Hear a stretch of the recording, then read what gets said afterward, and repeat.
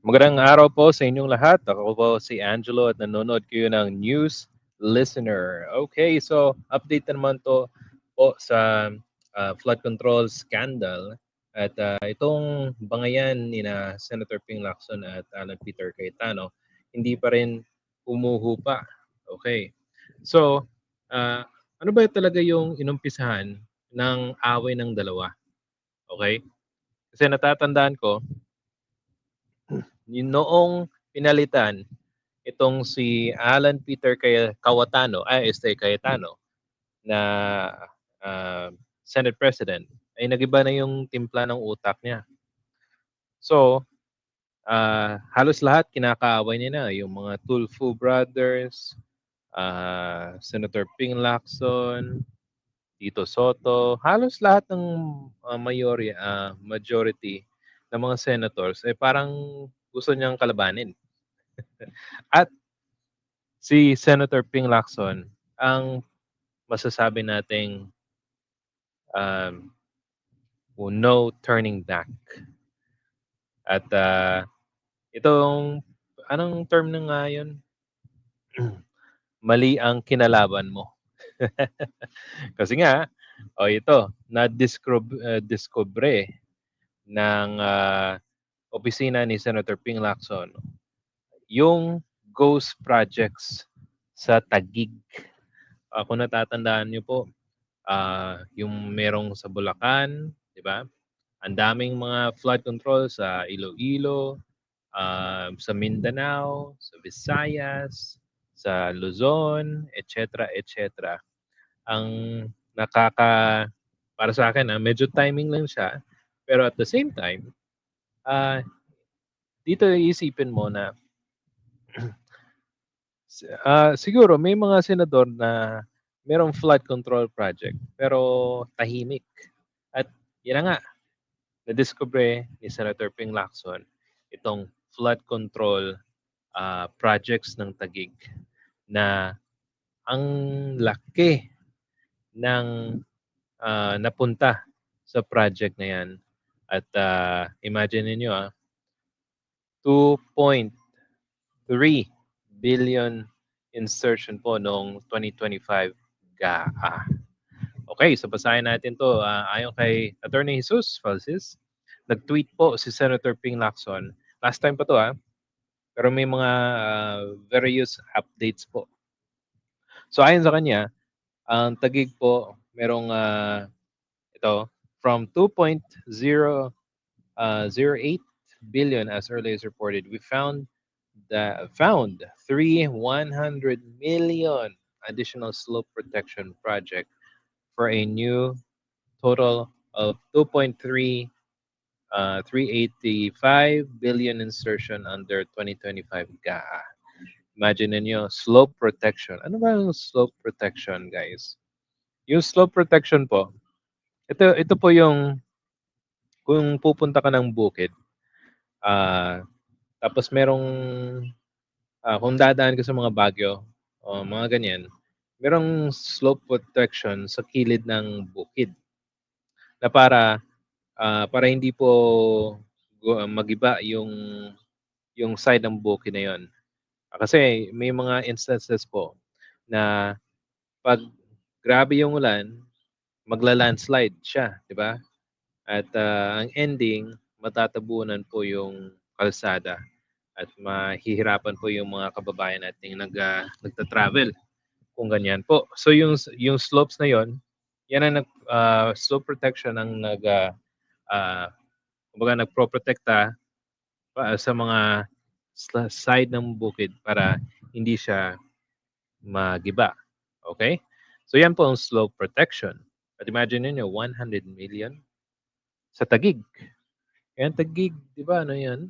Ah, low-lying kasama ng nasa Metro Manila eh, 'di ba?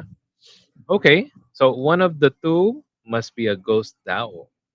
Okay. Next. Share ko another tab. Tolerated or not, their city engineer, a self-styled BGC boy.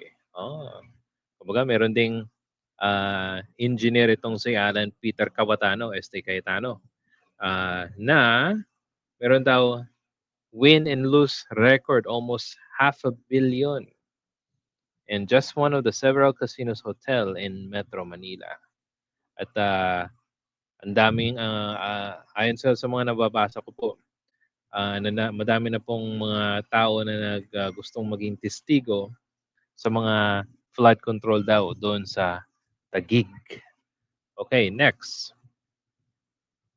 Ito, pareho na din. Pero merong message dito si Senator Ping Lacson. I don't know kung nakikita nyo guys. Zoom natin. Yan. Kita ba sa video? There is no turning back. Yan. Ito yung yung mapapala mo kung kalaban mo si Senator Ping Lacson. Kita mo nangyari kay Marcoleta? Oh, hindi niya talaga tinantanan hanggang na nakulong yung tao, pinagsabihan pa rin na, "Oh, it's a miracle." Nung na-pneumonia na nag-wheelchair tapos nakatayo ng agad-agad, 'di ba? Yan ang magaling ding mag-troll to si Senator Ping Lacson pero as an investigator, definitely napakagaling niya. So, saan nag-umpisa yung mga bangayan nila dalawa? Siguro ito, isa sa mga dahilan. Ito, play natin. Pakinggan niyo po yung live seller na senador. Kung interesado ka talaga sa flood control, Senator Panfilo ang pangalan mo pero nililito mo lang mga tao So, Senator Panglito Lacson, di ba nasa TV madalas si Mayor Joy nung pumutok to na hindi man lang nagko-coordinate sa engineering ng Quezon City. Di ba si Secretary Vince D. By the way, yung kay Mayor sino nga yun? Belmonte. No, wait lang. Back natin. Di ba nasa TV madalas si Mayor Joy nung yeah, Mayor Joy Belmonte ng Quezon City.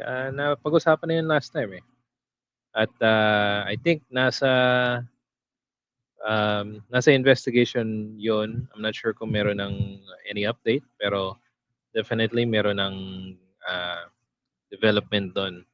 Okay, continue. Si Secretary Vince Dizon mismo, sinamahan mismo si Mayor Isko. May flood control problem doon sa Manila. O ba't hindi mo patawag isa-isa yon? Nakatingin ka sa Taguig, bakit?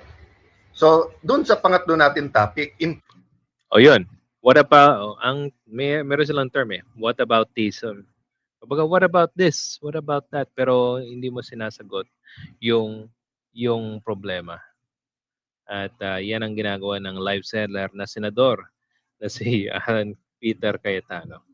Ang dito, isipin mo Taguig, di ba pwedeng tingnan? Wala kayong ghost project dyan o ano? Siyempre, may karapatan din naman yung gobyerno na tignan. At yun na nga, pati kapatid niya, ito, gustong ipambestiga yung kanyang kuya na napakatalino. Pakinggan natin ayon mismo kay Senator Erwin Tulfo. Hanggang 2025 na umaabot sa 6 control sa kanilang bayan sa Taguig noong 2020. Peter Cayetano. Pinapaimbestigahan ng younger brother niya yung flood control sa kanilang bayan sa Taguig noong 2022 hanggang 2025 na umaabot sa 6 billion. O siguro dapat mag-ready siya doon dahil kapatid niya mismo ang humihingi ng investigasyon dahil nakita yata yung kanyang kapatid. Itinanggi ni Senador Cayetano. Aray. Ayan. Pati na si Lino Cayetano, the good Cayetano. Gustong ipang-imbestiga ito si Alan Peter Cayetano sa flood control doon sa Taguig. Imagine niyo sa SEA Games at sa flood control. Kaya nga po, yung mga ibang senador, mga congressman, congresswoman, o sino man yung mga politiko na involved sa flood control, kita nyo po, kahit kailan, bumabalik sila sa politika. Bakit? Malaking pera po nasa gobyerno. Meron silang, yun na nga, yung kung magkano yung makukuha nila doon sa mga contractors, di ba? Kasi pwede nilang ilakad. At yan ang nangyari dun sa mga Diskaya. Hanggang ngayon, hindi pa binabalik yung pera, hindi pa sila na restitute. Okay? At yan na nga, kung kakalabanin mo, dapat talagang maghanda ka kasi lahat ng bala na hawak ni Senator Ping Lacson, talagang iipunin niya yung lahat ng mga impormasyon ah, para lang mapakita kung anong tunay talaga itong si Alan Peter Cayetano. Okay? So, matitignan natin guys in not only impeachment, yung uh, yung pag-imbestiga sa SEA Games 2019 at saka itong flood control sa Taguig. So, uh, para kay Alan Peter Cayetano, huwag ka talagang humiling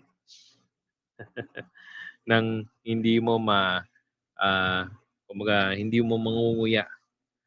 May other term yan pero nakalimutan ko na. Anyway, so salamat po guys. Kung meron po kayong comment, suggestion sa ating video, paki-comment po sa comment section. And salamat po sa papanonood ng ating video.